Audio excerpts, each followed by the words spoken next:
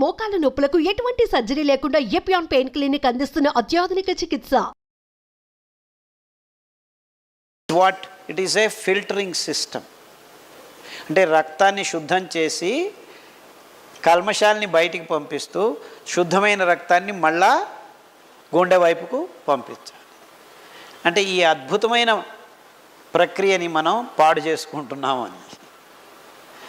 ఆ అద్భుతమైన ప్రక్రియను పాడు చేస్తున్నామంటే మనకు కావాల్సిన అంశాలు కాకుండా కూడని అంశాలని మనం మన దేహంలోకి వేస్తున్నామని. ముఖ్యంగా ఆ అంశాలు ఏమిటయ్యా అంటే ఈ ప్రచోదక పదార్థాలు వాడి తయారు చేస్తున్న కోడిగుడ్లు, మాంసము, రీఫైన్డ్ ఆయిల్స్లో ఉన్న ఈ డీజిల్ ఇండస్ట్రీ నుంచి వస్తున్న మినరల్ ఆయిల్స్ని మిక్స్ చేయటం వల్ల ఈ ఆయిల్స్ మనకి వంట నూనెల రూపంలో గడిచిన 20 సంవత్సరాల్లో మెల్లమెల్లగా మన పొట్టల్లోకి పోవటం వల్ల ఆ ప్లాస్టిక్ నానో పార్టికల్స్ సమేతం. అండ్ ఇంకా అతి ముఖ్యమైన విషయం ఏమిటంటే టీ, కాఫీలు మూత్రపిండాల్ని పాడు చేసేదానికి గడిచిన 20 సంవత్సరాల్లో మూల కారణం టీ, కాఫీ. అందులో ఉన్న కొన్ని అంశాలు ఆ టీ పొడి, కాఫీ పొడులను తయారు చేస్తున్నప్పుడు కొన్ని అంశాలు మీ దేహంలోకి చేరుకోవటం. So unless and until you stop taking these things మీకు ఈ రోగం బాగా కాదు. నివారణోపాయాలు అని అడిగారు. అంటే అతి ముఖ్యమైన నివారణోపాయం మీరు కాఫీలు, టీలు, పాలు, చక్కెర ఇవన్నీ ఆపు చేయాలి అనేది మొదటి నివారణోపాయం. నెక్స్ట్ జరిగిన నష్టాన్ని, జరిగిన దురంతాన్ని మళ్ళా మరుపూర్ణం చేసుకోవాలంటే మీ కిడ్నీ అంశాలు మళ్ళా ఉత్పన్నం అవుతుంటాయి. ఆ రెడీగా ఉత్పన్నమయ్యే కొత్త అంశాలని శుద్ధమైన పదార్థాలు మీరు అందిస్తే కొత్తగా తయారయ్యే జీవకోశాలు ఆరోగ్యంగా తయారవుతాయి. అర్థమైందా? అంటే ఈ పాయింట్ అందరికీ అర్థం కావాలి. ఈ వైజ్ఞానికత అర్థమైతే మీరు మార్పులు తెచ్చుకునేదానికి సులభం అవుతుంది. ప్రజ్ఞ, జ్ఞానం ఈ రెండు నిజమైన మార్పుల్ని మనిషిలో తెచ్చేదానికి కావాల్సిన విషయాలు. మిగిలినటువన్నీ వేరే. ప్రజ్ఞతో, జ్ఞానంతో ఎప్పుడైతే మార్పు జరుగుతుందో అది శాశ్వతంగా ఉంటుంది. అందుకే నేను ఈ విషయాల గురించి మీకు ఆ ప్రజ్ఞాపూర్వకంగా విశదీకరించేదానికి ప్రయత్నం చేస్తున్నాను. ఏం జరుగుతుంది, ఎందుకు జరుగుతుంది, దాన్ని మనం ఏం చేస్తే నివారణ చేసుకోవచ్చు. సో ఇది చేయండి, ఇది చేయకండి అని చెప్పేసి వెళ్ళిపోవచ్చు నేను.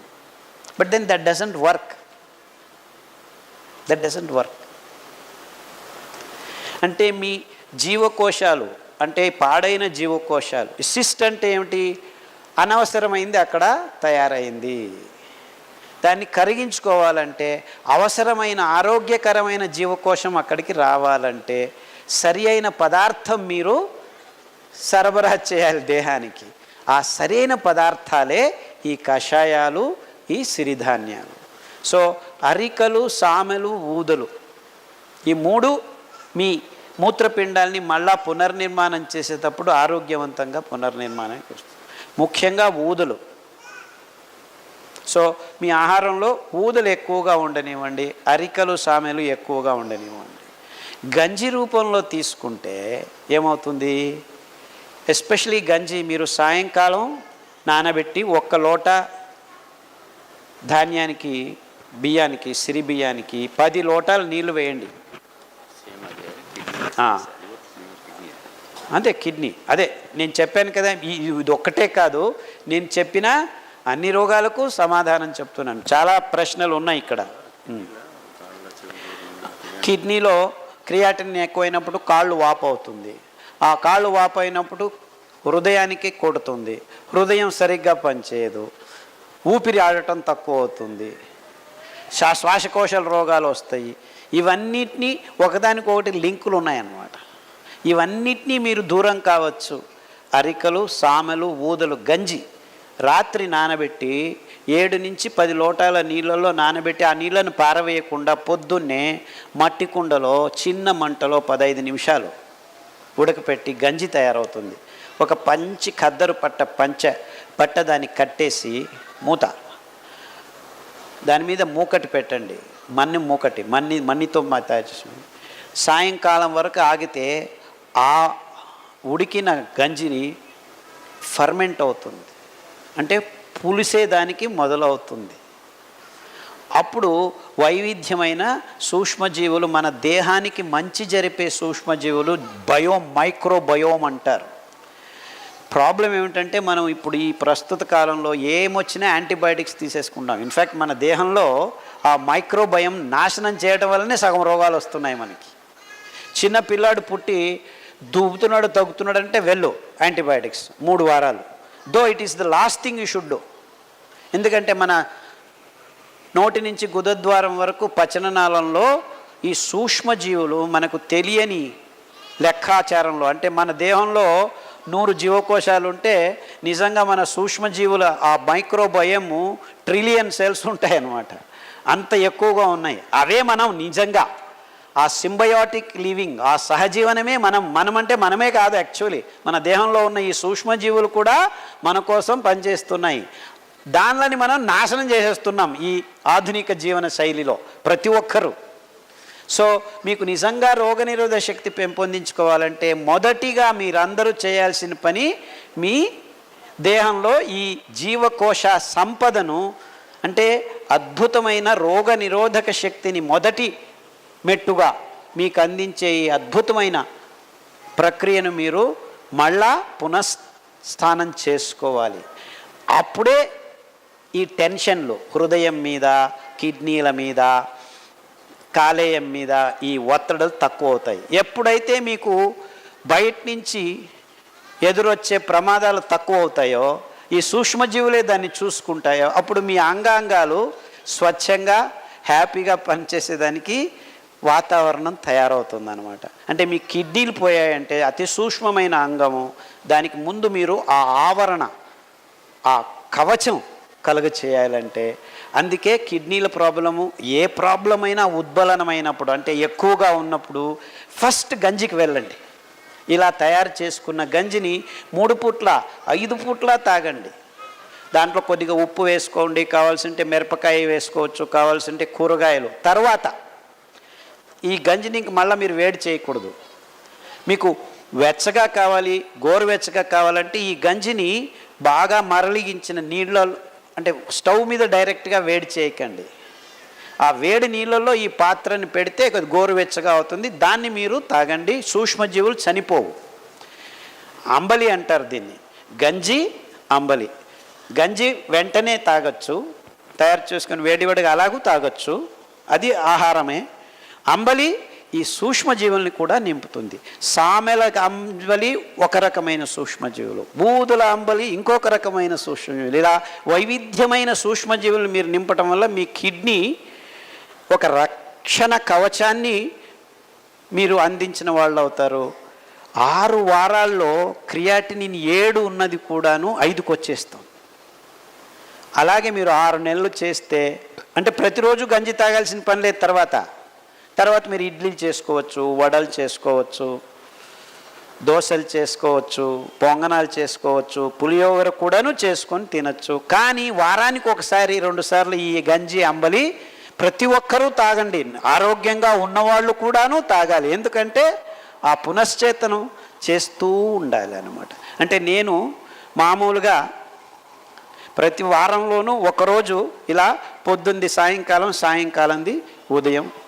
ఇది మన దేశంలో పురాతనంగా వస్తున్న అలవాటు.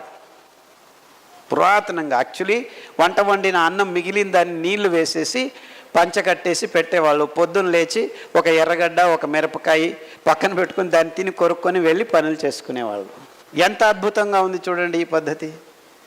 And we have not been able to understand the scientific aspects of this wonderful practice. దాన్ని మనం తంగడం, సంగడి ఏదేదో పేర్లు పెట్టుకొని దాన్ని ఈ సోకాల్డ్ ఆధునిక వ్యవస్థలో దాన్ని పారవేసేసాం.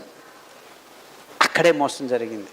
అంటే మన కిడ్నీల ప్రాబ్లమ్స్ మన పాత పద్ధతుల్ని మనం విడిచేయటం వల్ల వచ్చింది అని మనం అర్థం చేసుకోవాలి. సో అతి ముఖ్యంగా కిడ్నీల ప్రాబ్లం అది చాలా మటుకు చాలామందికి ముక్కులో రక్తం వచ్చేంత వరకు కిడ్నీలు చెడిపోయి ఉంటాయి కొంతమందికి. అంటే దగ్గితే ముక్కులో రక్తం వస్తుంది, దగ్గితే గొంతులోంచి రక్తం వస్తుంది. అంత ఉద్బలమైన పరిస్థితి నుంచి కూడాను బయటపడిన కేసులు నా దగ్గర వందల మంది ఉన్నారు. అర్థమైందా? సో మీరు చేయాల్సింది ఇంతే. దానికి కావాల్సిన కషాయాలు మీ రక్త ప్రసారాన్ని అందులోకి చేతనాన్ని పుంజుకునేట్టు చేసేదానికి పునర్నవ, రణపాల, ఎస్పెషలీ స్టోన్స్ కరగాలంటే మీకు రణపాల ఆకు, అరటి దిండు, ఆ అరటి బోధ మధ్యలో కాండం ఉంటుందే దానికి కషాయం. సో అరటి బిండు దొరకలేదంటే అరటి పండే తీసుకోండి, తోళ్ళతో సహా కట్ చేసి కషాయం బాగా 10 నిమిషాలు వేడి చేసి ఆ నీళ్ళని తాగండి. ఈ రాళ్ళు కరగటం మొదలు పెడతాయి. 6 నెలల్లో పూర్తిగా మీకు శుద్ధమైపోతుంది, ఏ ఇబ్బందులు లేకుండా. అంతెందుకు డయాలసిస్ మొన్న నాగపూర్ నుంచి ఒక అమ్మాయి వచ్చింది, 28 సంవత్సరాల వయసు. 23 సంవత్సరాలకే ఇదే ఈ ప్రోటీన్లు, పన్నీర్లు, గుడ్లు అది ఇది తినేసి కిడ్నీ లేచిపోయింది. డయాలసిస్ మొదలుపెట్టారు. వారానికి 2 సార్లు డయాలసిస్ చేసుకున్నట్టున్న అమ్మాయి ఈ ఆహార పద్ధతి ఎవరో చెప్పారు హిందీలో, వాళ్ళకి తెలుగు రాదు, కన్నడం రాదు, ఎవరో తెలుగు వాళ్ళు ట్రాన్స్లేట్ చేసి చెప్పి పాటించి 6 నెలల్లో మొత్తం కిడ్నీ సరిపోయి డయాలసిస్ లేకుండా 3 నెలలు అయింది సార్, మిమ్మల్ని చూసిపోదామని వచ్చామని మొన్న వచ్చారు. అలా గడిచిన 20 సంవత్సరాల్లో చాలామంది బాగు చేసుకున్నారు. అంటే మీరు శిస్తుబద్ధంగా క్రమబద్ధంగా ఈ అంశాలని పాటిస్తే I'm sure almost 80 out of 100 dialysis patients can come out if only they try it. I'm sure about it. I'm so confident about the system. ఇది ఆహారం ఆరోగ్యాన్ని ఇస్తుంది కాబట్టి ఎలాంటి రోగమైనా బాగవుతుందని నా నమ్మకం. మీరు ప్రయత్నం చేయండి please. Very irritating and non sensical problems అనమాట. కానీ పోను ఇవి చాలా ఇబ్బంది అవుతుంది వయసు ఎక్కువయ్యే కొద్దీ. నడవలేని స్థితి, కింద పడిపోవటం ఇలాంటివన్నీ జరుగుతాయి. సో మీరు ఇప్పటి నుంచే దానిని హ్యాపీగా బాగు చేసుకోవచ్చు. దానికి కావాల్సింది మీకు కూరలు. నేను చెప్పింది 5లోనే రౌండ్ అండ్ రౌండ్ ఎక్కువగా వాడండి. అంటే వారంలో 2 రోజులు అది 2 రోజులు ఇది, మిగిలిన ధాన్యం ఒక్కొక్క రోజు వాడుతూ రండి. కషాయాల్లో మీకు అద్భుతమైన కషాయాలు చాలా ఉన్నాయి. ఈ వెన్నెముకకు సంబంధించినంత వరకు మీరు పట్టిలో మొత్తం క్లియర్గా పట్టీలు రాశాం. C4, C5, L4, L5 నరాల సంబంధం ఇవన్నీ వాడుతూ రండి. మీకు ఏ ఇబ్బందులు లేకుండాను, మీకు 70 సంవత్సరాలు ఉన్నప్పుడు ఇబ్బందులు ఉన్నా కానీ బాగవుతుంది. పుస్తకం